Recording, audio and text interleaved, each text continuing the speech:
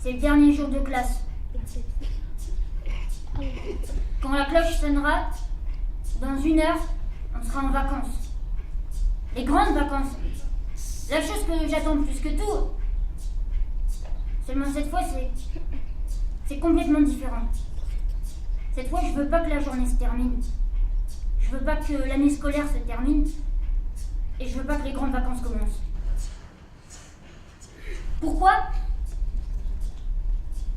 Parce que j'ai 10 ans et demi, que je suis en CM2, et qu'après les grandes vacances, c'est la 6e. Et je sais, j'ai entendu, on m'a raconté, j'imagine, je me suis laissé dire, tout le monde sait que c'est l'horreur, la 6e. L'horreur absolue. Et je sais que quand la cloche sonnera, dans moins d'1 heure maintenant, ils vont tous nous souhaiter bonnes vacances, les enfants, avec des grands sourires faussement gentils. Et en fait, c'est une manière dégoûtante de se débarrasser de nous et de nous envoyer à la casse en 6e. Je commence à comprendre comment marche le système. C'est de l'hypocrisie totale. On fait semblant de s'occuper des jeunes, de faire attention à eux. Ça, c'est jusqu'à la fin du CM2. Et après, dès qu'on n'a plus besoin d'eux, on les envoie en 6e. Ils sont pas préparés pour ça ? Oh, c'est pas grave. Ils savent pas comment ça se passe ? Oh, c'est pas grave. Ils vont se faire démolir. Oh, mais c'est pas grave. Nous, on a fait notre travail. Et c'est pas notre problème. Ils ont qu'à se débrouiller. Voilà. La vérité, c'est que je suis mal. Très mal même. Et j'ai peur. Trop peur. C'est pour ça d'ailleurs que personne ne dit rien. C'est parce que tout le monde a peur. Et quand t'as peur, tu te tais. Et là, tout le monde se tait.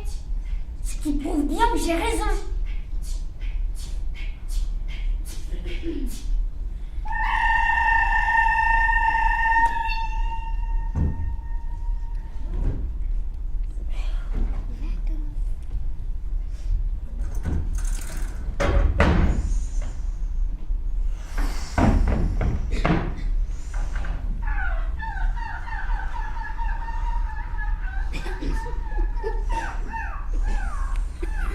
Je suis censée être au paradis.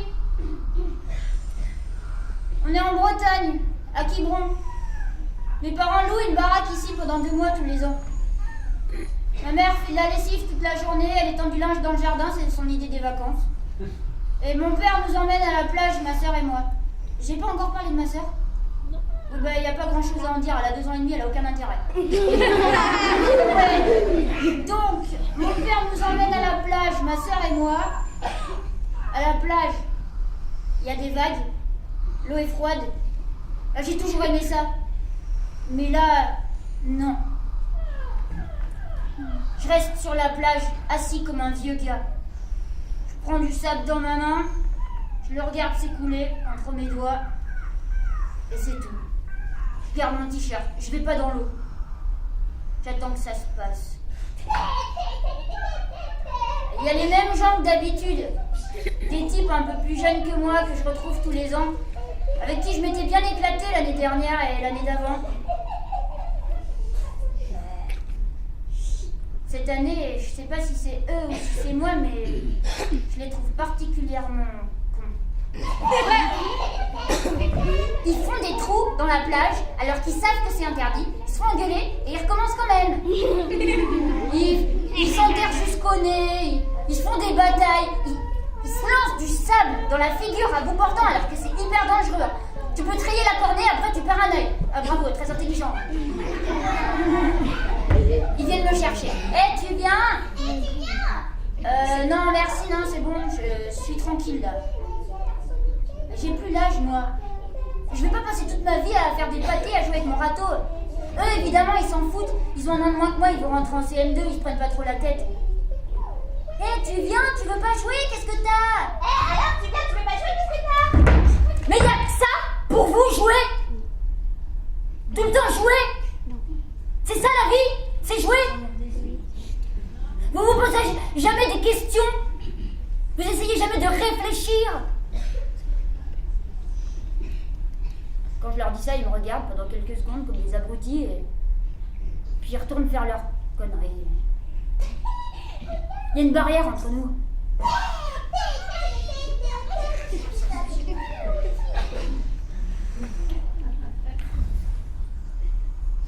D'ailleurs, pour ce qui est de s'amuser, faut croire que tout le monde sait passer le mot. Mon père s'est trouvé un copain de son âge avec qui faire du hobbycat. C'est c'est un espèce de bateau à voile qui va plus vite qu'un bateau à moteur. Alors pareil, il me propose de venir. Mais viens, tu vas voir. Tu vas te mettre au trapèze, t'auras l'impression de voler au-dessus de l'eau. Non, merci, non. Non, c'est... J'ai pas envie d'avoir la gerbe ou de me fracasser à 200 à l'heure contre un rocher ou de me noyer en pleine mer. Non, merci, c'est bon. Bref. Tout le monde s'amuse bien. Tout le monde s'amuse énormément. Tout le monde est au paradis. Il n'y a que moi qui suis en enfer.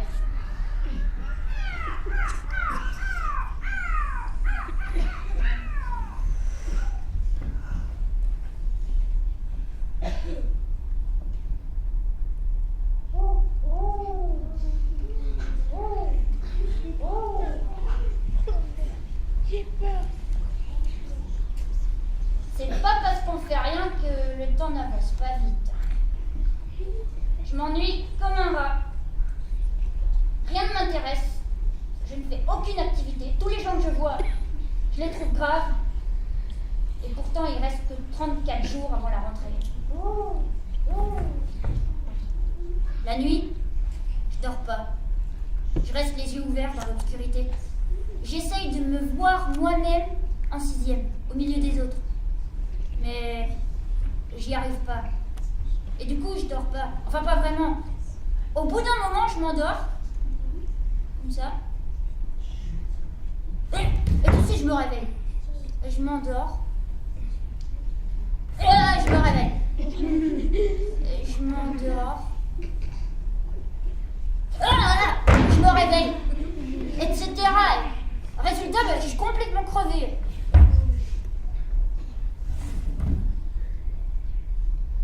Je mange pas non plus. Tous les trucs que fait ma mère, je les laisse. Elle fait des frites, j'y touche pas. Elle fait des moules, j'y touche pas. Elle achète des bulots, ça me dégoûte. Mais t'adores ça, les bulots. Bah oui, mais là, non, ça me donne envie de vomir.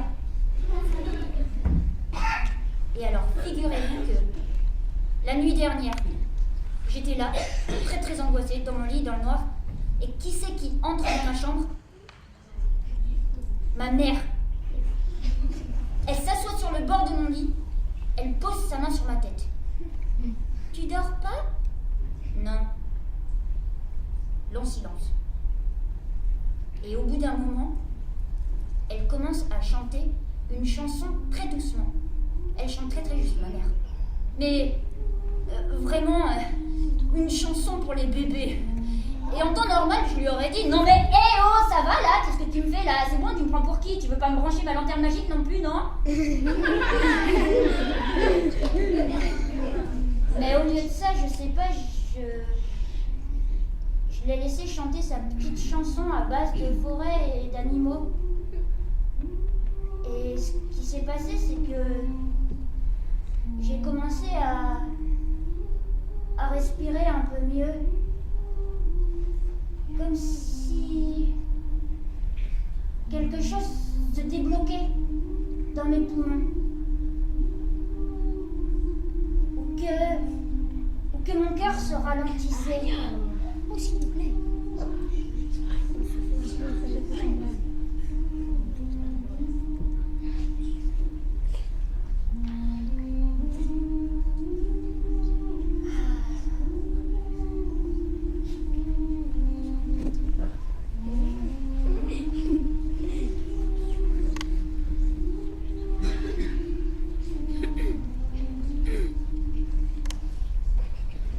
Et à la fin, elle m'a juste embrassé, en bas du front, en haut du nez. Et elle m'a dit, t'es un dur, toi, hein? J'ai trouvé ça assez classe. Elle est sortie de la chambre et j'étais complètement sonnée, comme après une bagarre. Ensuite, je me souviens plus de rien. Je crois bien que j'ai dormi. Enfin, je suis pas sûre. Oh si, j'ai dû dormir puisque je me souviens plus de rien.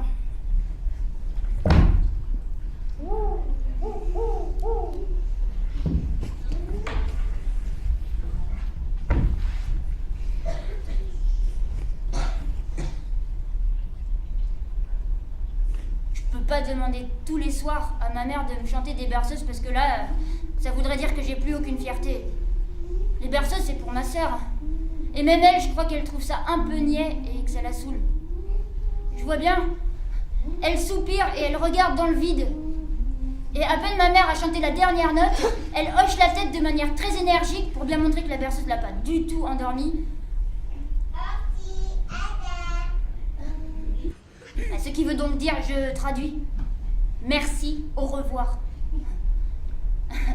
Ma sœur, elle a des gros problèmes d'élocution.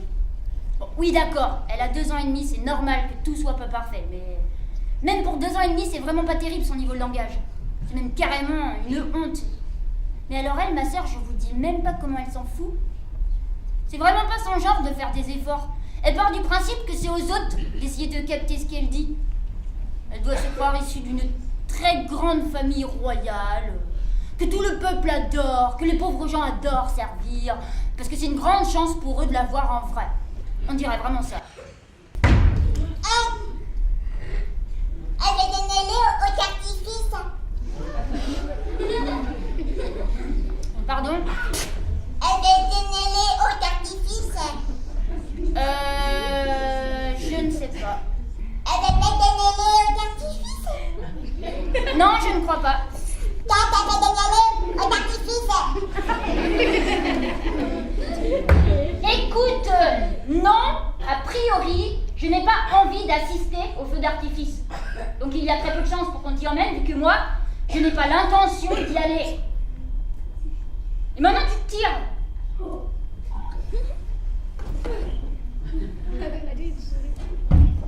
Mais peut-être ça va donner aller quand même. Hein? Au artifice, ça va donner aller quand même.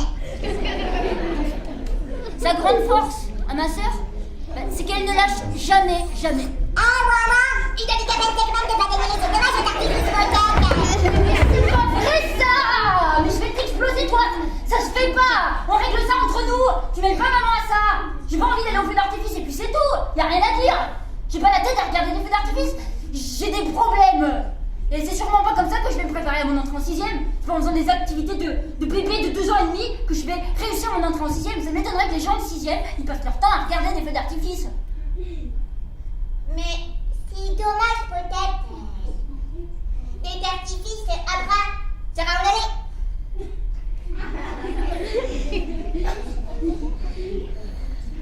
Et donc, évidemment, on a dû se taper un feu d'artifice complètement pourri sur le port de Quiberon, dans le froid, avec tout le monde qui a trouvé ça nul, sauf ma soeur qui a trouvé ça ni bien ni nul, puisque dès que ça a commencé, madame a jugé que c'était le bon moment pour s'endormir. Et donc elle s'est endormie comme un veau, et il a fallu la porter toute la soirée. Et moi je me disais que si des gens de 6ème me voyaient, ils penseraient sûrement que j'étais un gros bolos qui va au feu d'artifice avec ses petits parents là, et avec ses sœurs nulles, qui sait même pas parler correctement et qui passe son temps à dormir.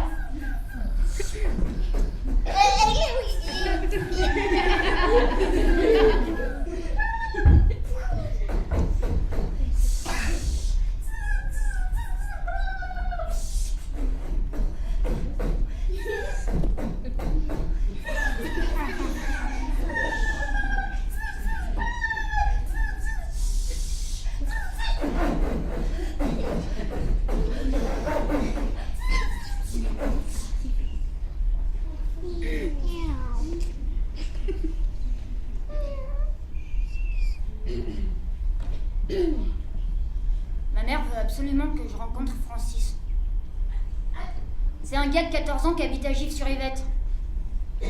Ses parents passent leurs vacances comme nous, à Quiberon. Ma mère les connaît et elle a pensé qu'il pourrait me donner des renseignements sur la 6e. Elle a organisé un petit rendez-vous. Je pourrais lui poser toutes les questions que je veux.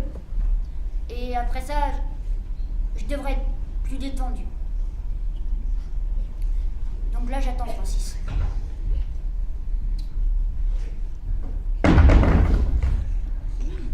Tiens, ben le voilà, Francis.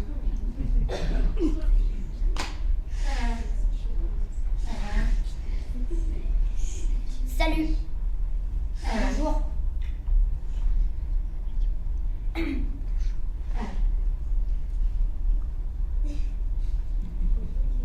Ça va? Oui. Bon, donc ta daronne elle veut que je te briefe sur la 6e, c'est ça? Oui, ben oui,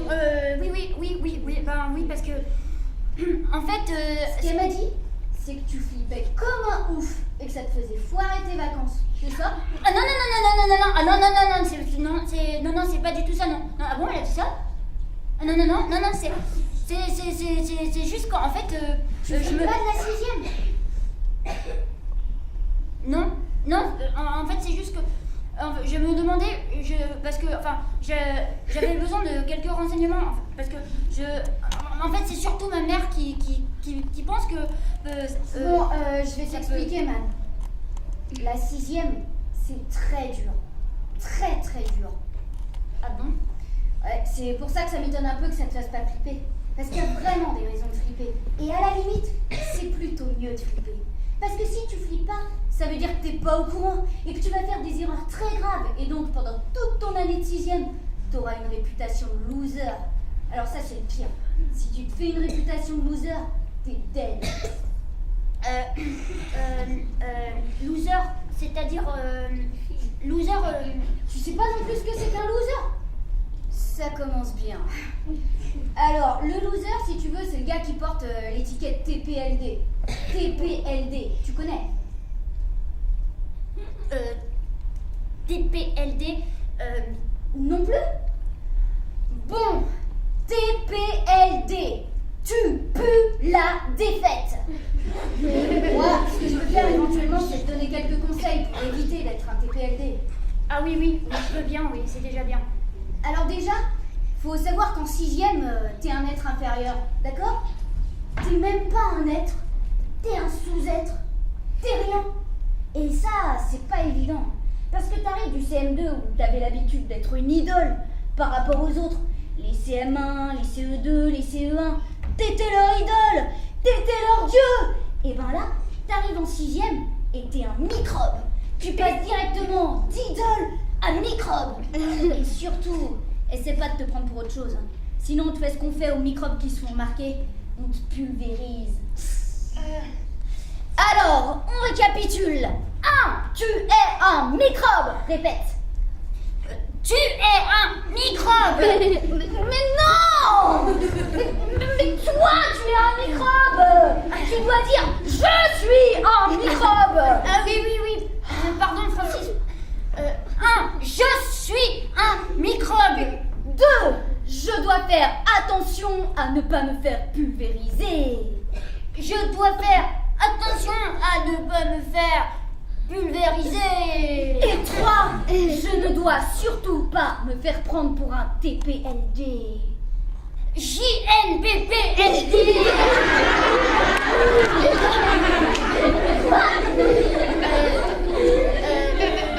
Je ne pue pas là.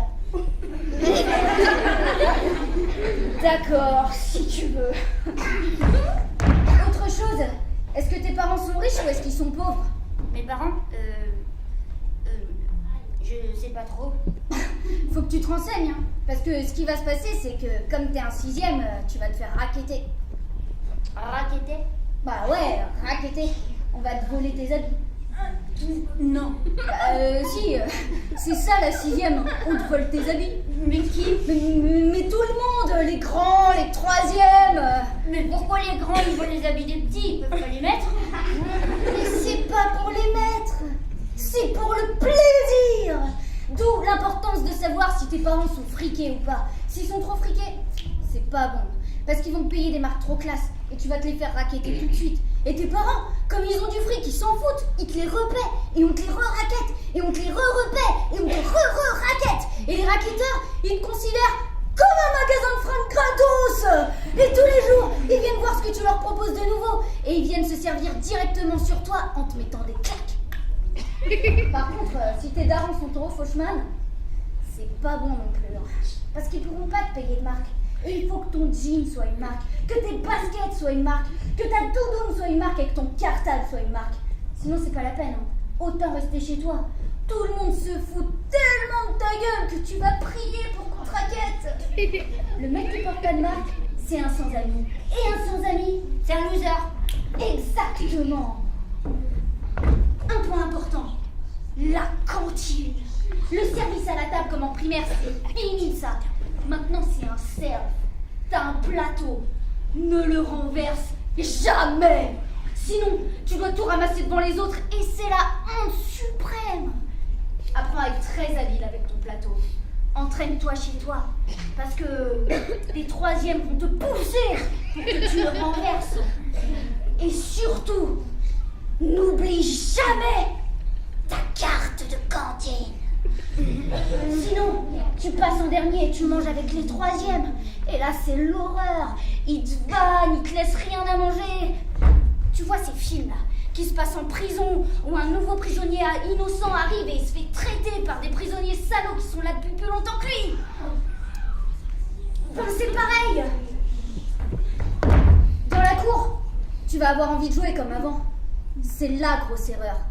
Ne jamais jouer à rien. On ne joue pas dans la cour, c'est fini ça. Même pas au foot? Même pas au foot. À rien. Bon, éventuellement au petit pont massacreur. T'as un ballon, tu dribbles, et si on te fait un petit pont, tu te fais massacrer. C'est le seul jeu autorisé. Et sinon, quand t'attends dans les couloirs, fais bien attention. Il y a souvent des passages de troisième. C'est comme des troupeaux de bisons. Ils arrivent et ils dévastent tout. Ils prennent, ils t'accrochent avec ton cartable en porte-manteau. Tu dis rien, tu souris et t'attends qu'on vienne te décrocher. Et si on me demande, mais qui a fait ça? Tu dis que tu t'es accroché toi-même. Faut surtout pas balancer, sinon il y a vengeance. Maintenant, ce qui se passe en classe, on n'en a pas parlé. Ah oui, c'est vrai. Oui, c'est ce qui se passe en classe. Alors déjà, tu vas te perdre tout le temps. Parce que les collèges sont beaucoup plus grands que les écoles primaires. Et que tu dois changer de classe à chaque heure. Donc tu vas arriver en retard, tu vas te faire virer du cours et tes parents devront te signer un papier. Mais ça arrivera tellement souvent que très vite, tu signeras le papier toi-même. Et donc, entraîne-toi bien à imiter leur signature. Parce que si on s'en aperçoit, je te dis pas les problèmes. Sinon, en classe, t'as un prof différent pour chaque matière, tu sais ça? Oui, oui. Habitue-toi à ne plus dire maîtresse, mais monsieur ou madame, et surtout pas maman. Des fois ça arrive et là t'es mort. On te monte du doigt en riant pendant au moins 3 semaines. Ne faillote surtout pas. C'est bon de failloter jusqu'en CM2, mais en 6e c'est mieux. Faut être un peu insolent.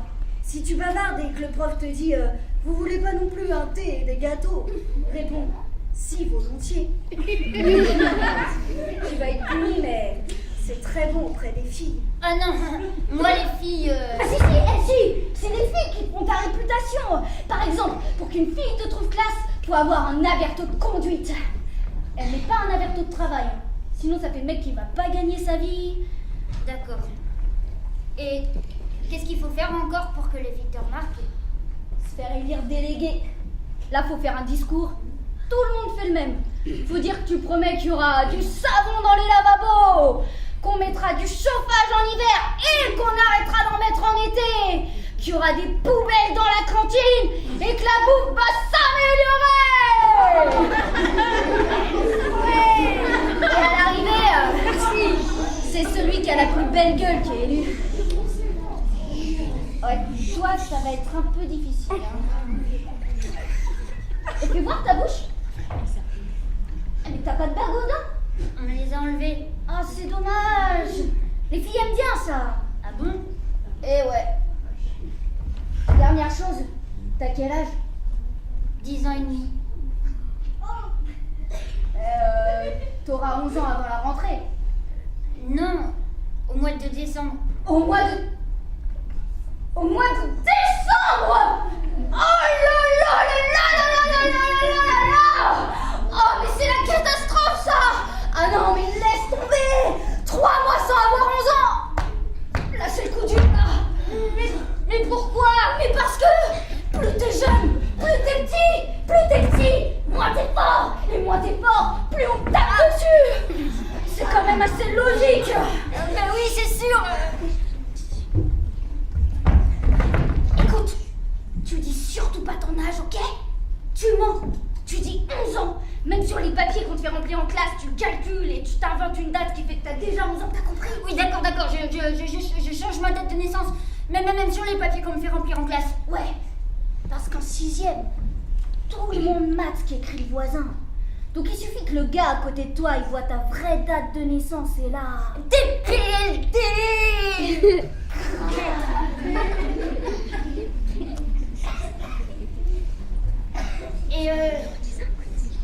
Et sinon, Francis,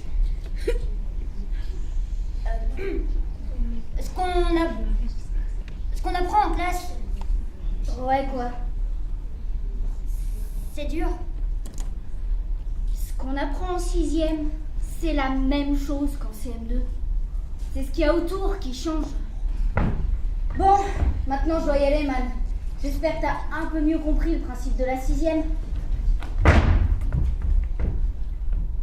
Non. Mais...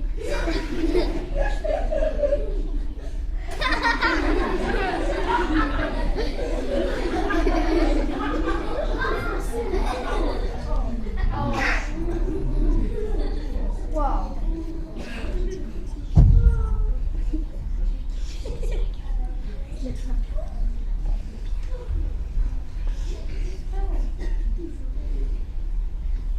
C'est pas la peine d'insister. J'irai pas en 6e. Ça fait une semaine que je le répète. Depuis que Francis est venu me raconter comment c'était. Et je commence vraiment à en avoir marre. Mais j'irai pas. J'irai pas. Et j'irai pas. Non mais qu'est-ce que c'est que ce truc? Ça va pas, non? D'envoyer des enfants dans un univers comme ça? Où ils se font massacrer? Où ils se perdent dans les couloirs? Où on les accroche sur des porte-manteaux? Où ils sont obligés d'être punis pour avoir une bonne réputation?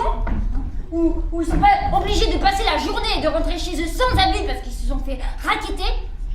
Après avoir été obligés de changer leur date de naissance sur les feuilles de renseignement qu'ils remplissent en classe, en prenant le risque d'être condamnés par le directeur du collège, qui vérifie hyper bien toutes les fiches de renseignement, parce que c'est son métier, et qui passe toute la journée à faire ça, pour voir justement si tous les renseignements sont bien les mêmes sur toutes les feuilles. Donc il connaît parfaitement toutes les embrouilles, et c'est pas la peine d'essayer de le gruger avec des gruges aussi minables. Tu te fais virer du collège. Tu trouves de la place dans aucun autre collège. Ou alors dans des collèges poubelles, où il n'y a que des types qui se sont fait virer je sais pas combien de fois, et donc qui sont beaucoup plus grands que toi, beaucoup plus vieux que toi, et qui passent leur temps à te taper et à te racketter. Ou alors dans des collèges privés tout pourris, qui sont tellement chers que tes parents sont obligés de travailler comme des oufs pour te le payer, en te disant « Ah ben merci, merci beaucoup, si t'avais pas changé ta date de naissance, on serait pas obligé de travailler comme des chiens jour et nuit pour te mettre dans un collège privé. Et maintenant, à cause de toi, on n'a plus d'argent, et on peut plus rien s'acheter. Et on est obligé de se nourrir très mal, alors que ta petite sœur est en pleine croissance. Alors vraiment merci, merci beaucoup.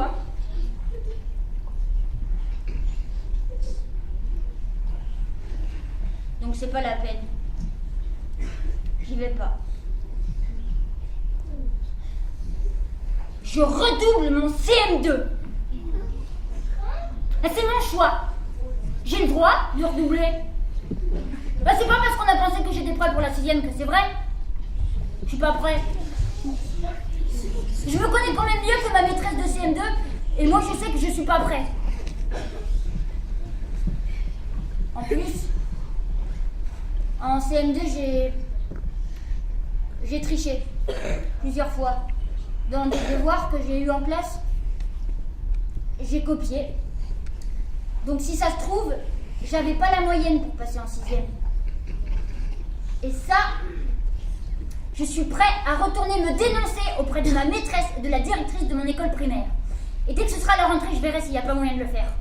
Pour qu'elles annulent mon passage en 6e et qu'elles me fassent redoubler mon CM2. Ce qui me laissera un peu de temps pour pouvoir venir.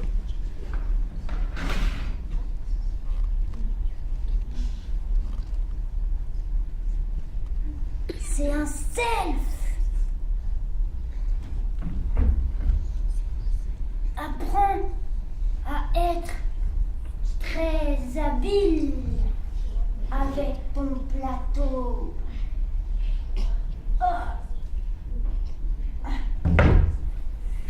Entraîne-toi chez toi.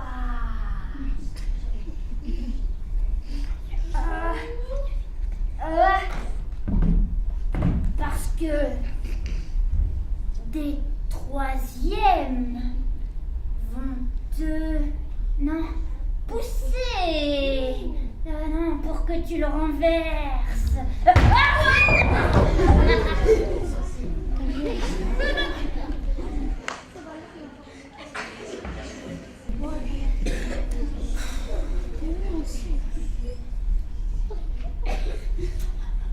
Tu sais, à la rentrée,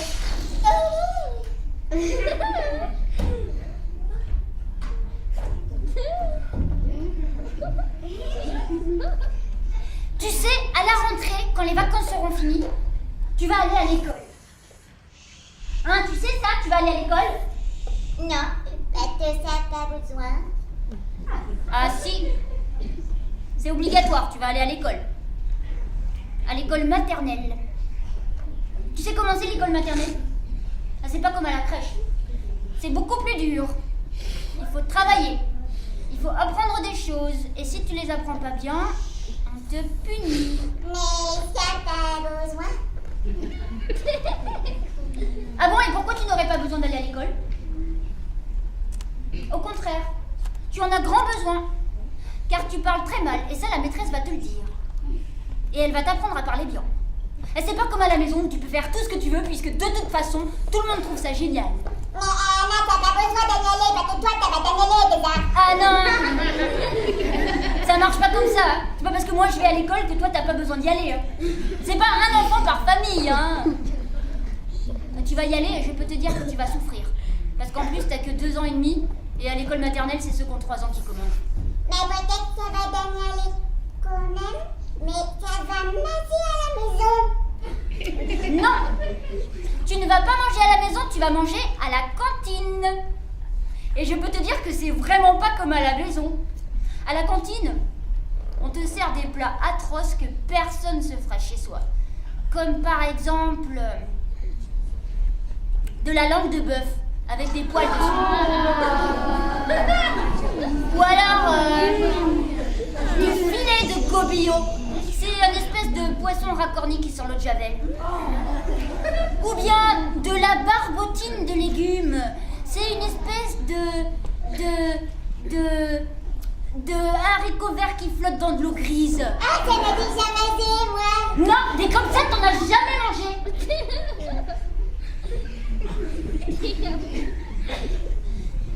Mais surtout, à l'école, tu pourras plus jouer. Tu seras obligé de travailler. Oh, bien sûr, au début ce sera facile.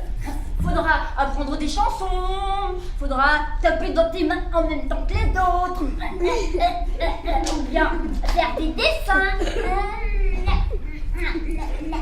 la pâte à modeler. Mais après, faudra apprendre à écrire ton nom et à colorier sans déborder.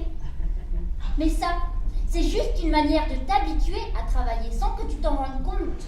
Et petit à petit, ça devient de plus en plus sévère. et de plus en plus fatigant. Et au bout d'un moment, t'es devenue comme tout le monde, une petite travailleuse de l'école qui fait tout ce qu'on lui dit. Après sur les 3 ans, alors c'est pas grave, ça peut aller là-bas dans la rue, mais peut-être moi, on va aller à moi un taxi, et après sera mon âge parfait. Et toi, t'as pas d'aimer si tu veux. T'auras pu dormir à la maison, et moi, t'as pu t'aimer dans un taxi si tu veux, peut-être moi, ça va dire oui.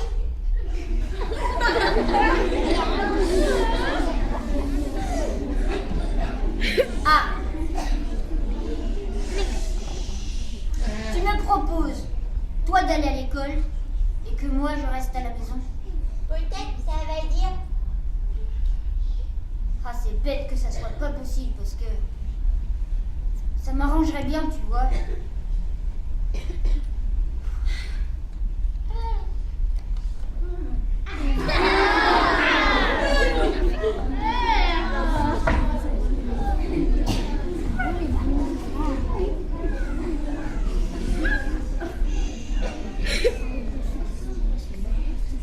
C'est un peu la déprime. C'est le dernier jour de vacances. C'est un peu comme si elles n'avaient pas existé, ces vacances. Ou que moi, j'avais pas existé pendant qu'elles existaient. Mais là, maintenant que c'est le dernier jour, là, je sais pas, j'ai l'impression qu'elles existent. Je les ressens. Je vois la plage, les gens sur la plage, le soleil qui fait briller l'eau. Je sens l'odeur des algues et de l'écume. J'entends des cris. Je sens tout ça très fort et en même temps, comme si c'était loin. Super bizarre. Je me dis, tiens, un été est passé. Ça fait un été en moins. L'an prochain, ça recommencera, mais cet été qui est passé, là, il est passé justement. Mon père et ma mère trouvent que j'ai l'air moins speed. Je sais pas trop à quoi ils voient ça. Ils voudraient juste que j'arrête de leur demander s'ils sont pauvres, très pauvres, moyennement riches ou très riches. Que c'est pas mes oignons et que quand il y aura un problème, on me le dira.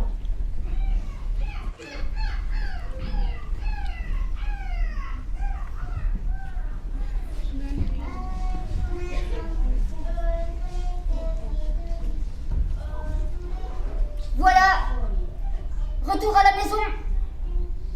C'est dimanche. Demain, c'est la rentrée.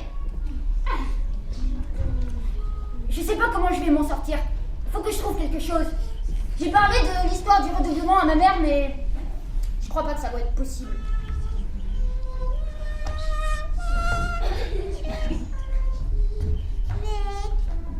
Ma sœur est très contente. Elle a retrouvé ses poupées, ses peluches crasseuses avec lesquelles elle se comporte comme une reine capricieuse et sadique qui terrorise sa cour. Ah, non, ça va faire du café avec mes poupées.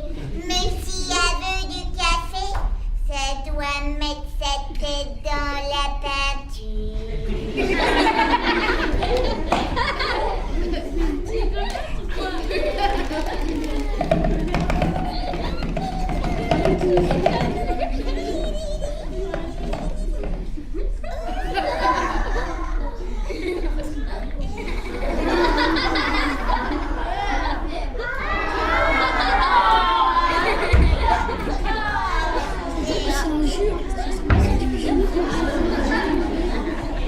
Elle a pas peur, elle. Elle est cool. Moi, je sais que je vais encore pas dormir cette nuit et demain matin, je vais vomir tout mon petit déjeuner. J'ai choisi les habits que j'ai décidé de mettre. Ouais, ça. Je sais pas trop si c'est des marques ou des sous-marques. On verra bien, si on me les raquette, ça voudra dire que c'était des marques.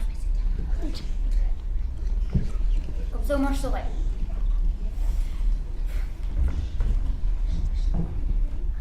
Au revoir.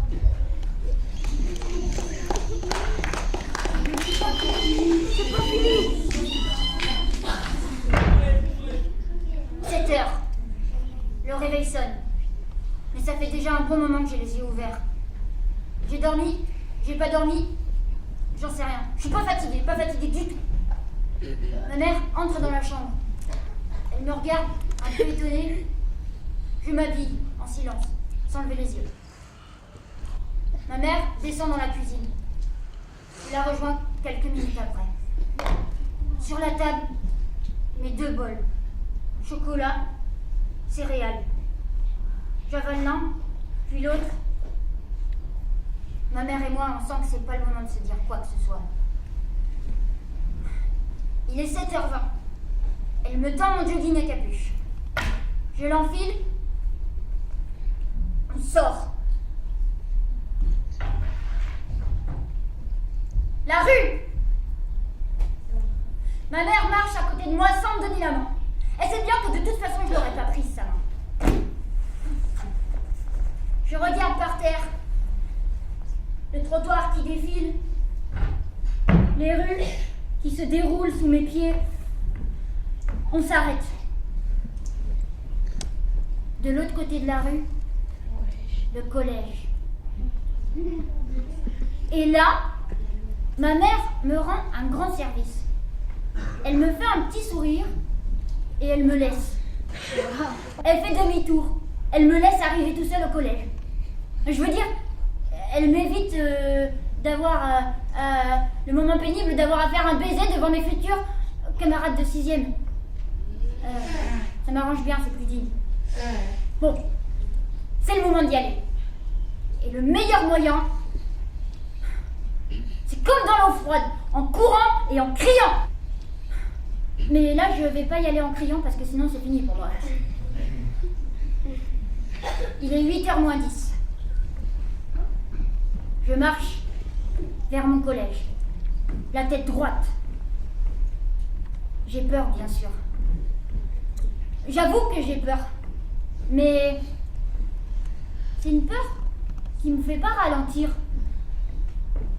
C'est une peur qui me soulève la poitrine, qui me fait respirer plus fort. C'est une peur qui me fait du bien.